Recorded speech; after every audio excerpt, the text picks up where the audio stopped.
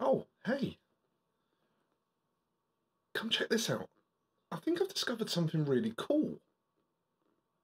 So, you've probably seen how we wet blend, right?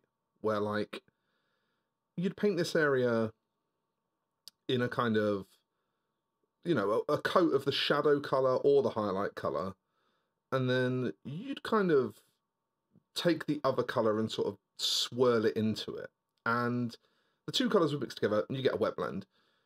And the issue that we usually find with this, especially if we're trying to do like display pieces or just really nice pieces in general, is like it's really hard to get good accuracy that way.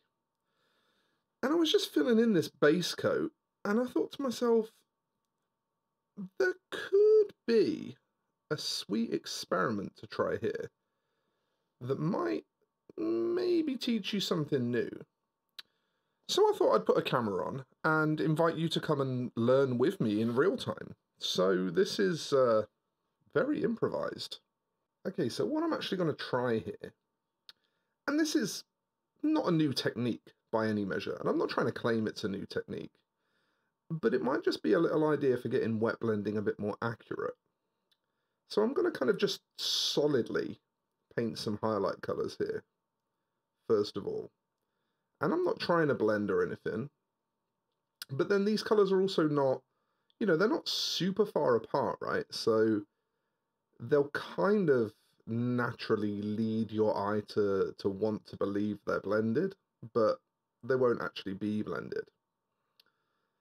But then what I'm thinking is like, if I want to say improve this transition here, it's going to be kind of hard to do that with just like a normal straight wet blend, right? Because I've got like a lot of detail in this area that I don't want to get mixed up. So what about if I take my highlight color and I just paint a block of it in, and then I take my shadow color just on the very tip of my brush, just the tiniest little bit of it, and while this is still wet, just do like this really isolated little wet blend. Really, really tiny and isolated. Go back into my highlight color.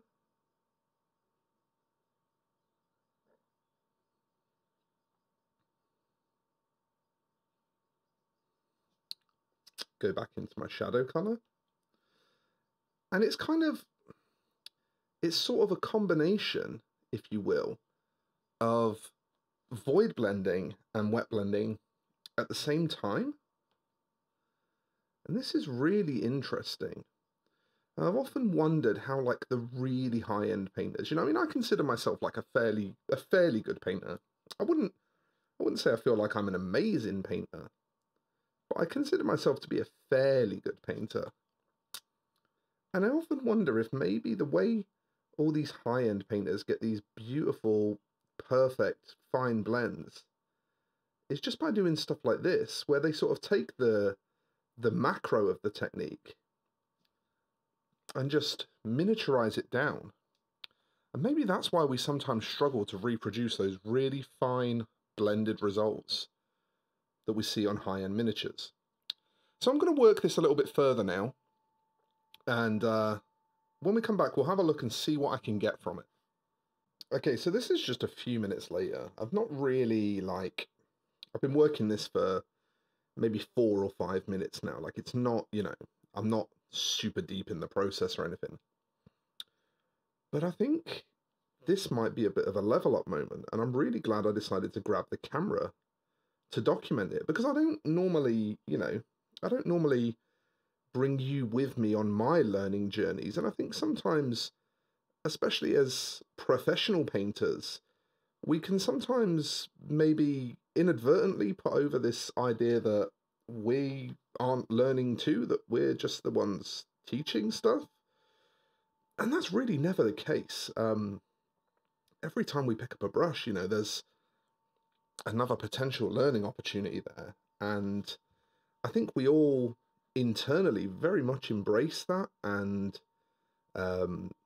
we love that fact. But maybe especially as YouTubers and as professional painters, some of us maybe forget to share that journey with our audiences. And I find, you know, the journey, the leveling up, to be really fascinating. You know, the way you can just wake up one day not able to do something and then go to bed at the end of that day and suddenly you have that skill. And what I'm learning here is really that wet blending it's not this really inaccurate thing that is only good for like big areas and, you know, big sweeping ginormous areas.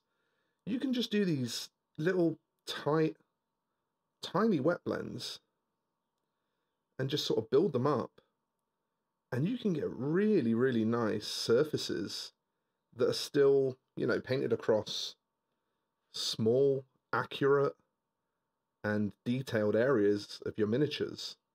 It's really just a case of taking that whole process, how you'd normally do it, you know, lay the darker color in the area and then come back in with the brighter color and just place it.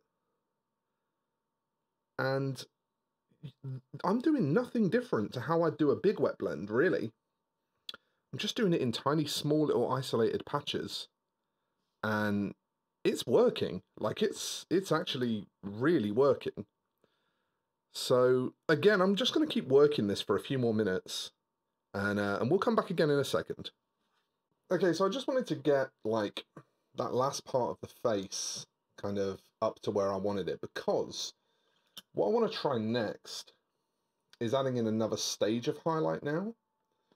I'm doing the same thing, just trying to kind of micro wet blend, because I think this might actually be the technique that's been missing from my arsenal. So what I'm doing now is just relaying the highest highlights on this part. And once again, while they're wet, I just void my brush and pull in a much brighter tone. And again, it just wet blends in place. And I can still be really accurate and make really small adjustments. But I am absolutely wet blending, and like, look how much contrast that produces. It's loads. It's absolutely loads in such a small area. Let's go back and maybe let's look at these eyebrows now. Again, we'll just get them wet with the highlight color. Come in with a second stage of highlight, a brighter color.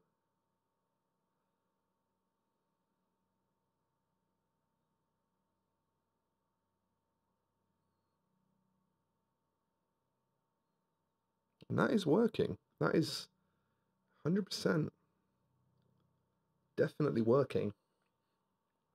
And obviously this is a first time experience, so like, don't expect this to be perfect from me. I wouldn't normally use these techniques, and it's something I just kind of had one of those little moments of like, I wonder if that's how, you know, the Banshees and the Sergio Calvos of this world, I wonder if that's how they get those tiny little beautifully accurate highlights, is by kind of doing a micro wet blend. And I think it might be. I think this might be the technique that we see all of these high-end painters using. Just tiny micro wet blends. I mean, that is undeniably really well contrasted in a very small area. So I think what I'll do is keep working on this off camera, and this technique definitely warrants some exploration. And I recommend you give it a try as well, you know, maybe just think of it as micro wet blending, or something between wet blending and void blending, where instead of just voiding your brush and feathering the edge, you void your brush and then grab the adjacent color and feather through into the adjacent color. That's essentially what I'm doing. So like, I, you know, put my shadow color down. I make a block highlight next to it, just, you know, no blending whatsoever. And then I relay my shadow, again, in block, no blending whatsoever. And then with my highlight color, I just feather the edge. And that's all I'm doing. But it's allowing me to get the creaminess of a wet blend, but in a really, really tiny little isolated area. So what I'm going to do, yeah, I'm going to keep just working this face off camera because it is really difficult to do these tiny little, you know, super accurate blends off camera. And when I get this face kind of highlighted to a point where it's finished or finished-ish, I'll pop some photos up over the top of this part that I'm talking about now, and you can take a look of what I get out of it, and we can decide together whether we think this is a technique worth exploring. But I think this kind of, yeah, I don't want to call it micro wet blending because I think that makes it sound harder than it is. I think what it actually is just void blending and wet blending kind of combined from a mechanical aspect.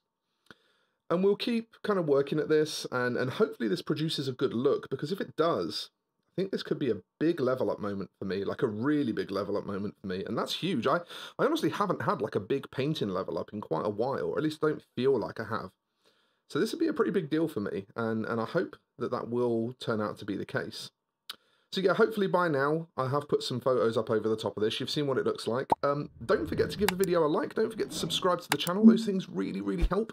If you want to see more tutorial type stuff as well, comment, because for the longest time people weren't really that into it, so I stopped making it. And now people seem to be starting to hint that maybe that is what they want again. So let me know, and I'll see you in the next one, folks. Thank you so much for watching. Bye for now.